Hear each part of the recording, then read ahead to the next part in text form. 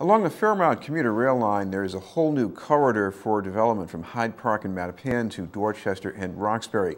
The new housing and greater access to public transportation have the potential to bring people in surrounding neighborhoods more opportunities, but there could also be some downsides. To help maximize the gains and minimize the loss, there's a monitoring for the project by the Center for Social Policy at UMass Boston. Our guest from the center is a senior research consultant, Tim Davis. Thank you very much for being with us, Tim. First of all, for people who are not as familiar with this, or maybe they've heard only that there are going to be these new train stations, what's going on in this corridor? Well, first and foremost, the Fairmount line, which is a underutilized commuter rail line that goes from South Station to the Reedville section of Hyde Park, has only a few stations currently, and service to those stations is very minimal. What is happening is that new stations are being constructed along the line, and also there's work being done to try to make sure that there is a higher frequency of service as well as fairer fares along the line to make it more accessible and make it more like a regular rapid transit rail line in terms of its service level than just your traditional commuter rail line. And those stops are in place. There's already a stop in Upham's Corner, but they're adding a stop in the Newmarket area of South Bay, also Talbot Street, and additional areas as well are getting extra access. Because what's also going on here is there are housing developments along most of the line, some of which we can see because they're pretty much built, and some others we're probably going to be seeing in the next few years. Well, there are, one of the organizations leading the charge is the Fairmount Corridor Collaborative, which is a collaborative of 4 community development corporations: Dorchester Bay EDC, Codman Square NDC, Mattapan CDC, and Southwest Boston CDC, which covers the entire length of the line. And they are working diligently to come up with plans for not just the improvement of the line, but also encouraging housing development along the line that is kind of along the principles of smart growth, that it may be more dense, but also provide affordable housing in a neighborhood where affordable housing may be at risk, and there's just not sufficient housing as it is now. Now, if you're considering potential benefits here, the cost of going to work every day or going to school, it makes a big difference. So this is also going to affect the affordability figure here. Yes, it could, but by and large, I mean, these are neighborhoods that have had less investment than some other neighborhoods in the city, so they still have a long way to go in terms of new investment.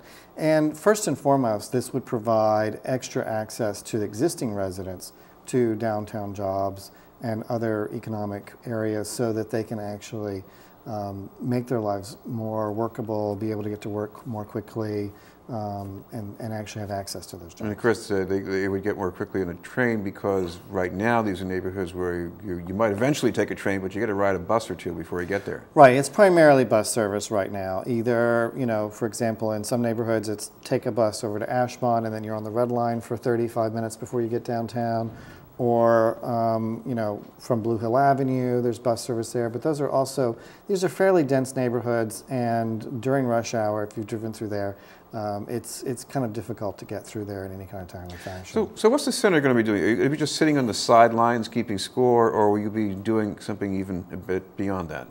Well, actually, no. The Center for Social Policy is doing quite a lot around this effort. First and foremost, the Boston Foundation is focusing a great deal of their community development funding in this neighborhood, and they are focusing some of their funding on 4 projects. Some of these projects are what we call place-based, and some of them are people-based. So the people-based projects are the Family Independence Initiative, Metro Boston Housing Partnership's Family Self-Sufficiency Program. And on the place-based, they're funding the Fairmount Collaborative itself, as well as a local initiative support corporation program called Resilient Communities, Resilient Families, which has partners in both Mattapan and the Four Corner Common Square area in terms of within the corridor. And we are charged by the Boston Foundation as evaluation partners, where we are evaluating the results of the programs, but also actively engaging the programs, both to provide them technical assistance around data, around surveys, around techniques for reaching out to people in the neighborhood, and also helping to encourage the different initiatives to align further. There's always a concern that when you've got a significant improvement in transportation, there's going to be people of a higher income level maybe crowding out the folks who are already there.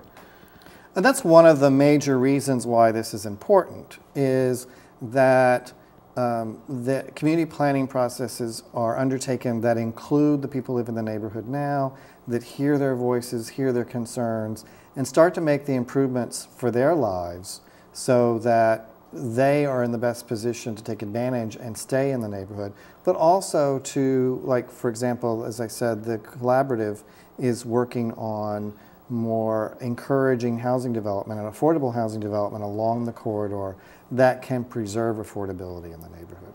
I guess the other thing that's interesting about this whole corridor, and we might be seeing it in other places besides Boston, is that we're getting away from the 20th century norm of sprawl, spreading people out as far as you can and letting them drive.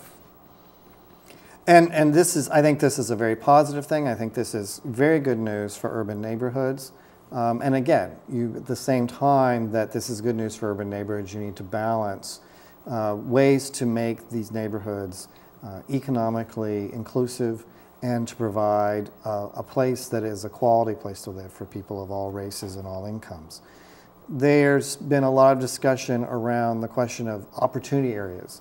You know, we still have a high level of racial and economic segregation in the metro area.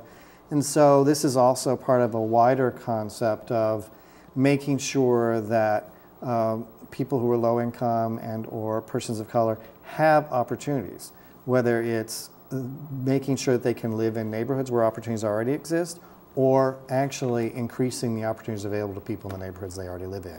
And this is very much that last part, making sure that there's opportunities available for people in their own neighborhoods. Okay, we'll anxiously await the results down the line. Thank you very much for being with us. From the Center for Social Policy, Tim Davis. We'll have more news in a moment after this message.